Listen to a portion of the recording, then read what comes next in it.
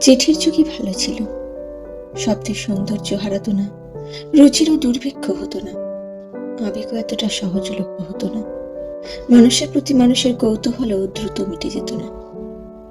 প্রাপক সযত্নে চিঠি আঁকড়ে রাখতো বিছানার নিচে, বালিশের নিচে, নয়তো বইয়ের ভাঁজে। কথার গোপনীয়তা থাকতো, অনুভূতির স্বচ্ছতা থাকতো। দীর্ঘদিন ধরে একটু একটু করে কত শত কথা জমে যেত। খাম খুলে বারবার দেখার আকুতি থাকতো। চিঠির উত্তর দেওয়ার ব্যস্ততা থাকতো, চিঠির উত্তর পাওয়ার অস্থিরতা থাকতো।